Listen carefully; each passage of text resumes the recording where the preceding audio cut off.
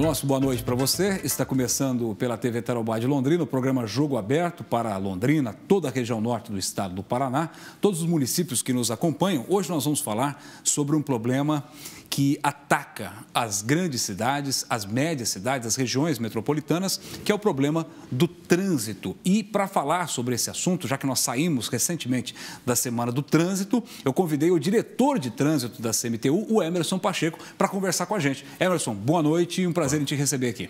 Boa noite a você, o prazer é todo meu estar aqui e poder falar um pouco do trânsito da nossa cidade. Olha que eu te chamei aqui até por conta de alguns telespectadores que mandaram aí mensagens nas redes sociais, no Facebook, etc. Falaram, vamos falar sobre trânsito aí, que Londrina está precisando falar de trânsito. Nós vamos falar de trânsito aqui, até porque, né, Emerson, já 70 pessoas morreram no trânsito de Londrina. Né, tivemos mortes por atropelamento, morte de motociclista, os idosos, né, que nós temos campanhas específicas focadas nos idosos. E a pergunta que eu faço para você, né, esse desafio de, primeiramente, reduzir, qual é a estratégia para começar a mudar essa realidade violenta do nosso trânsito? Olha só, Fernando, na verdade, o trânsito ele é muito dinâmico, ele acaba sendo complexo, assim dizendo, mas a estratégia principal, que não é a Londrina que vai inovar e nem é o problema só de Londrina, a questão de trânsito, é você resgatar a questão da educação. Enquanto você não tem motoristas disciplinados, enquanto você não tem pessoas conscientes dentro do trânsito, desse processo todo, é complicado você trazer algum tipo de trabalho. Então, além da questão da educação, que é necessário nós resgatarmos, ações do poder público, que nós já fazemos, né?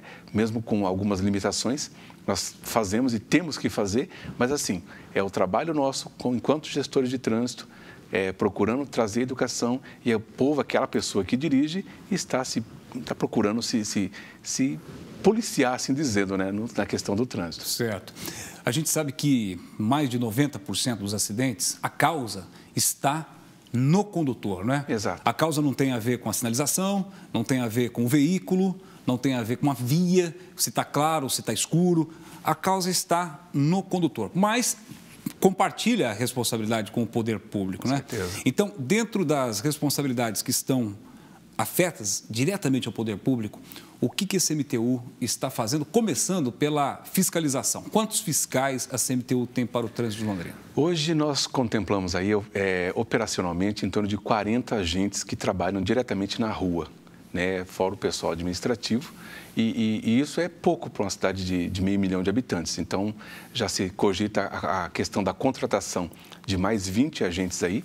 Então, assim, quando nós falamos dessa questão do trânsito, o que está sendo feito, é necessário lembrar que a gente vem pagando um passivo aí de muitos anos.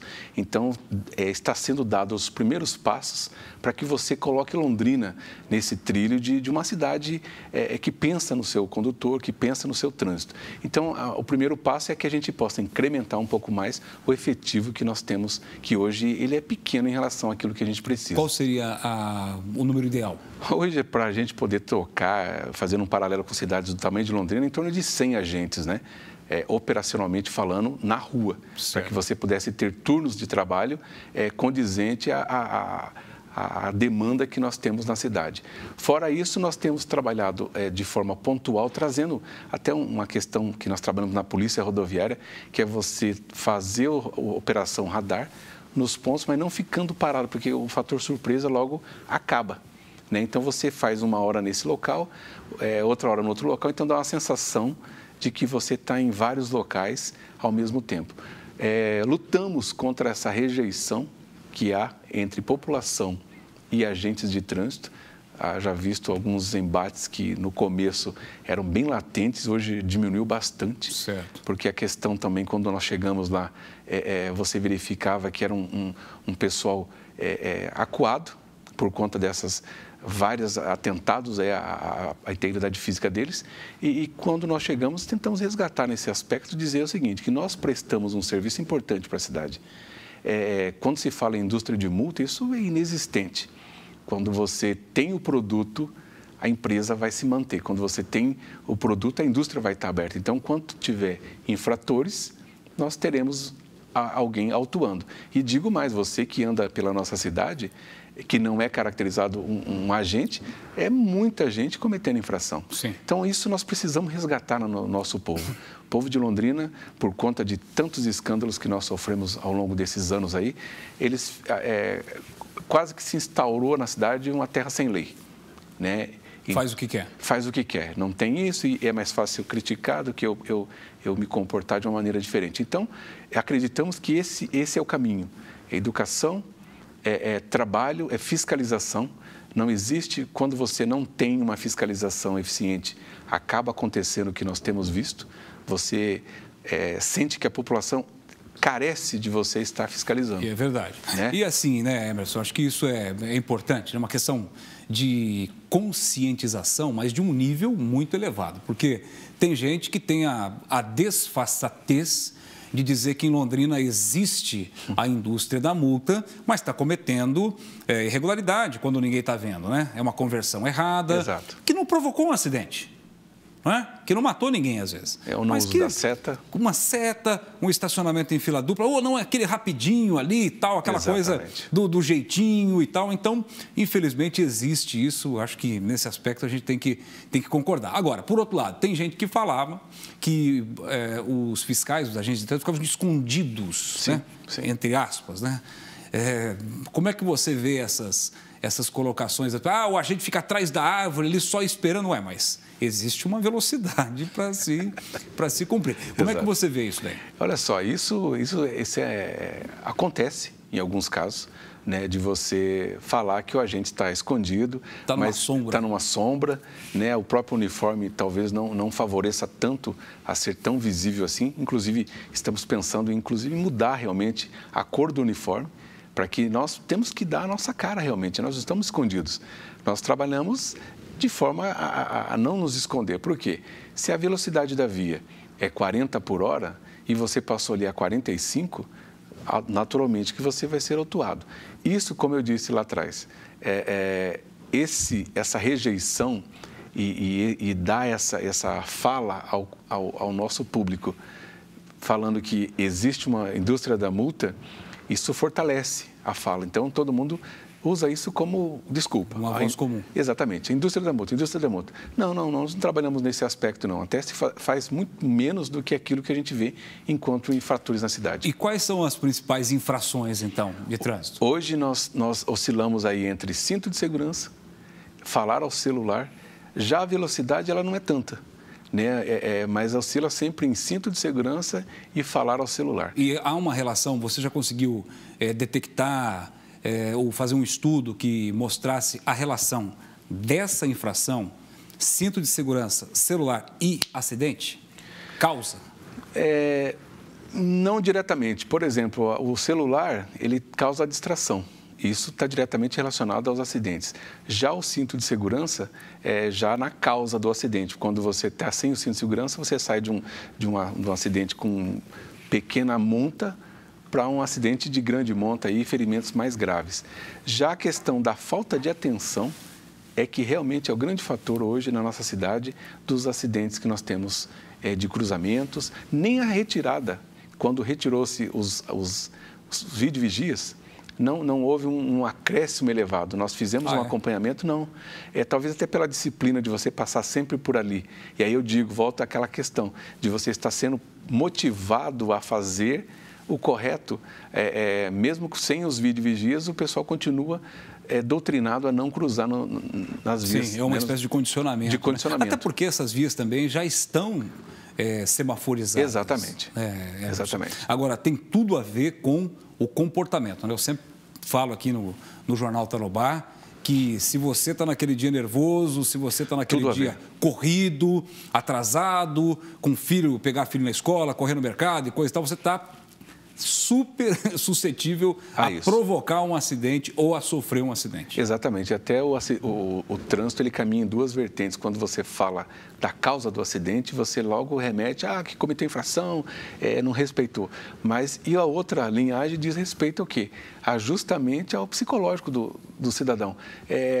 Esse país, essa instabilidade que nós criamos hoje, que nós vivenciamos, né, econômica, você vai para o seu emprego, não sabe se você vai retornar, amanhã não sabe se você vai estar naquela leva de funcionários que vão ser demitidos. Então, assim, tudo isso altera o comportamento do condutor e isso diz relacionamento direto, né, à questão dos acidentes. Interessante, né?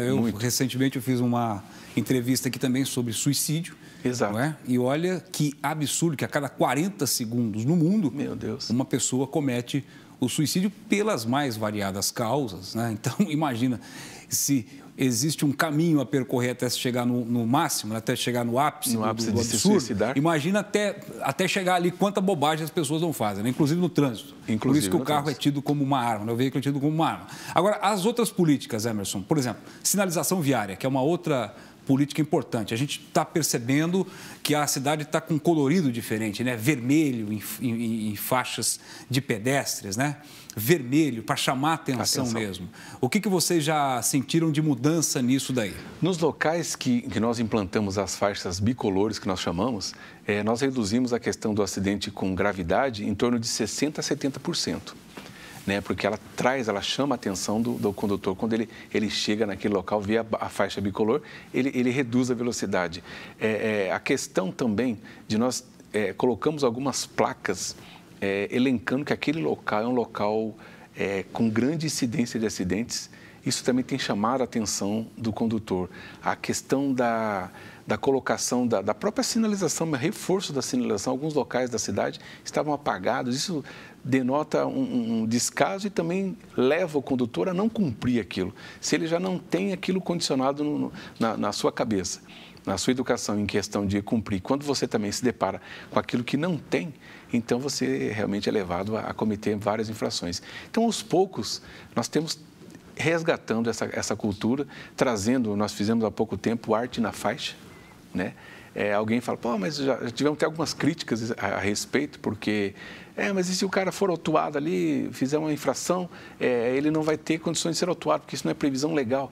Mas a pessoa esquece que aquilo, na verdade, nós também estamos por trás disto, cuidando, né? É um processo isso aí, para que você, quando for passar na faixa, você vai verificar ela colorida, ela é diferente, você fala, olha, aqui é um lugar exclusivo para eu passar. E com isso a gente também já educa o pedestre a passar pela faixa, né, destinada a ele. Essa é exatamente uma pergunta que eu ia te fazer, porque o Código de Trânsito Brasileiro estabelece até as cores, né? As dimensões da faixa. Sim. E essa cor, essa faixa bicolor, ela não estaria prevista. E essa ação da arte na faixa, que tem o seu aspecto lúdico, o seu aspecto de chamar atenção, de conscientização e ter o resultado final, né? Exato. Talvez nós estejamos até um pouco mais avançados do que a própria legislação. Exatamente. Mas tem que cumprir o que está aí. Exato. Como que se comporta a autoridade de trânsito aí? O infrator diz que aquilo ali não é o padrão estabelecido pela legislação e está sendo multado. E aí? Até a gente tem tido essa preocupação, né, na hora de você fiscalizar, de você, nessas faixas onde não é a grande maioria, né, e nós também temos o cuidado de não espalhar aquele desenho onde ele tome mais conta da faixa do que a própria faixa, para que não tenha essa conotação e essa briga legal. Então, quem passa ali verifica que é na primeira faixa que nós fizemos o desenho, justamente para não comprometer o restante da faixa e não incorrer numa ilegalidade e até você não conseguir cumprir com a legislação por conta de você não ter aquela faixa dentro dos padrões legais, né? Perfeito. Emerson, vou chamar um rápido intervalo aqui e depois eu quero falar um pouco sobre onda verde, sobre fluxo de trânsito, também frota, né, que é um problema sério a se controlar, e os motoqueiros, os motociclistas da nossa cidade. Daqui a pouco com o Emerson Pacheco, que é o diretor de trânsito da CMTU, aqui no Jogo Aberto deste sábado que você está acompanhando pela Tarobá. O intervalo é rápido, a gente já volta.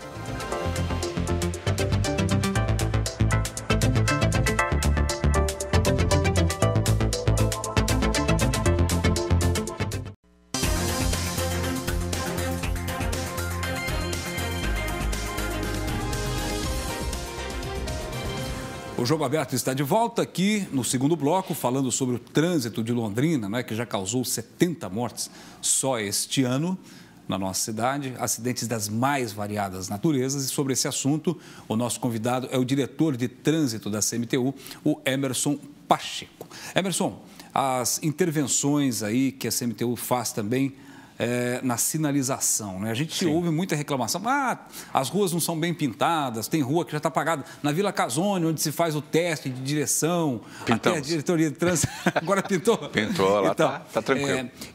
Qual é a estrutura que vocês têm para atender essa demanda aí? Hoje, diante de tudo aquilo que nós herdamos, ela é bem precária para a demanda que nós temos na cidade de Londrina. Fizemos algumas reformulações, a questão de organização, de programação, né, de cronogramas. Fizemos um levantamento de todos aqueles processos lá atrás, colocamos os que estavam de 1900 e bolinha para cima.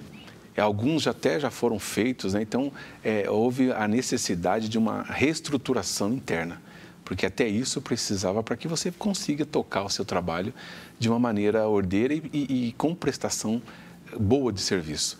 Então, assim, estamos na expectativa de comprar agora, daqui a 2 ou 3 meses, um novo caminhão de pintura, que isso vai trazer um renovo e assim, um aumento de produtividade. Mudamos a questão do nosso trabalho. A gente estava limitado ao trabalho noturno e só isso não estava adiantando para a cidade de Londrina. Então, trouxemos o pessoal para de dia, para que eles pudessem também de dia pintar. Claro que traz até um desconforto à população, a gente até pede desculpas, mas para que a gente possa atender essa demanda reprimida, foi necessário algumas estratégias que alguém acaba se incomodando, que infelizmente é o nosso condutor. Então, assim, nós saímos de uma pintura de 2.500 metros quando nós chegamos e hoje nós fazemos em torno de 6.500 metros por mês, né? Então, assim, é um salto significativo. Os funcionários acabam entendendo esse propósito, né, que nós precisamos prestar um serviço com mais qualidade, com mais celeridade. Então, trabalhamos nesse aspecto, sabe, Fernando? Quando você falou da Vila Casone, ali entendemos que é um setor importantíssimo, é onde forma condutores, né, e se eles não têm essa familiaridade com a sinalização, a hora que chega na prática não vão saber. Então, ali foi todo pintado, nós estamos pintando algumas praças da cidade também, que entendemos que é importante para o lazer do nosso londrinense, revitalizando faixas de pedestre bicolor nas escolas. E agora, atualmente, nós estamos aí testando um semáforo inteligente. Exatamente. Né? A gente mostrou aí durante a semana a reportagem que é um semáforo que vai controlar o fluxo de acordo com a demanda. Exato, Como é que é isso? Explica para a gente. Olha só, numa via onde ele tem pouco fluxo ou tem um fluxo que tem um horário determinado, como ali na Ana Morena, que é o horário da saída da escola. Que então, é a rua do Colégio Universitário. Ali, né? Então, cruzando com a Humaitá. Com a Humaitá. Passou aquele período, não tem mais tanto veículo cruzando. E ele ficava no ciclo normal, verde, amarelo, vermelho. Às vezes um carro parado só ali. Um carro somente ali, parava toda a Humaitá, que é uma via de preferência, né? Então, liga a cidade com a universidade, Sim. Um grande fluxo ali. O que acontece? Então, ali agora, acabou a demanda da Ana Morena, você fica sempre no vermelho. E a Humaitá circulando e contemplando o pedestre. O pedestre também entra nesse ciclo. Então, fica Humaitá e pedestre. Quem deseja passar, aperta a botoeira, ele para o ciclo da Humaitá. Quem vem pela Ana Morena, quando passa pelo sensor, que ele é um detector de metal, quando ele passa por ali, ela entra também no ciclo Humaitá, pedestre e ela. Novamente, passou o veículo, ela fica no vermelho. Então, assim, isso vem contribuir para a mobilidade dos veículos nessas grandes avenidas. Uhum. Então, estaremos aí, esses 15 dias finais aí, fazendo esse estudo. Detectamos que algumas pessoas que param muito distante daquele detector, ele fica parado e aí ele não vai acionar. Então, nós precisamos o quê? Colocar uma sinalização indicando para que ele possa parar ali, para que o metal seja detectado. Então, todas essas questões, nesses 15 dias, né, a gente vai ajustando. E aí já temos aí mais 7 dispositivos dessa natureza para a gente colocar ao longo da cidade aí. Agora, um ponto que não sei se está na lista dos que vocês planejaram, mas Goiás com JK no horário, nos horários de pico. Entre ali 1 e 2 da tarde, entre 7h30 e 7h30, 8 horas da manhã, que colégios, universidades ali, que aquilo ali é um caos. E o interessante, Everson, que eu, por exemplo, passo por ali todo dia e percebo isso, às vezes a Goiás te dá uma fila da JK quase até o Jardim Quebec, ali, até quase a Castelo Branco. Sei. E o outro lado da pista, que é o que vem da JK para a universidade, né, no sentido JK Zona Oeste, vazio. Como resolver um problema desse? Às vezes, como nós não temos um dispositivo digital e inteligente, assim dizendo, semafórico, para que ele possa detectar automaticamente isso, é feito de uma forma manual. Então, talvez ali um ajuste de tempo, né, contemplando um tempo maior para quem vem pela Goiás, ou vice-versa, quem vem ao contrário, você teria essa desafogo dessa via. Então, tudo isso, Fernando, é a nossa lição de casa, diária. Né? São coisas que vêm acontecendo na nossa cidade, que já vinham acontecendo, que não teve um planejamento, e hoje ele está pipocando aí com 350 mil veículos circulando na cidade de Londrina, com a mesma sinalização, com o mesmo sistema viário, as mesmas vias. Então, é um pouco complicado você falar que vai sanar por completo tal coisa. Então, a gente vem trabalhando de forma pontual nessas questões. Eu sempre digo que nós estamos, assim, num trabalho operacional. A gente ainda não está fazendo gestão de trânsito. Exatamente. Nós estamos operacionalizando o trânsito. Quase que apagando incêndio, a gente pode dizer. Exatamente. Então, não chegamos no estágio de você estar sentando com a sua equipe técnica para que você possa, olha, aqui nós vamos fazer isso, aqui nós podemos esticar para cá, mudar para cá. Não chegamos nesse nível. Trabalhamos para isso. Vemos perspectivas, né, de melhorias, de aquisição de equipamentos. Não adianta nós sonharmos com um trânsito somente com agentes.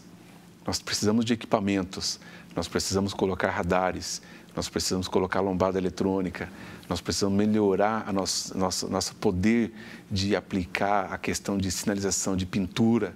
Né? Se não adianta você, com um caminhão de pintura, imaginar que você vai conseguir fazer um trânsito melhor. Né, você falou em radares, Emerson, já está pronto aí aquele termo de referência, né? Sim. Que é um processo que antecede a licitação, exatamente, passou pelo observatório.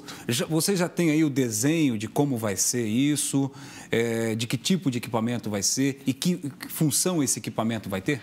Nós temos, já foi feito todo esse processo, até a gente pede desculpa ao londrinense, porque vidas não podem esperar, não tem como você negociar isso.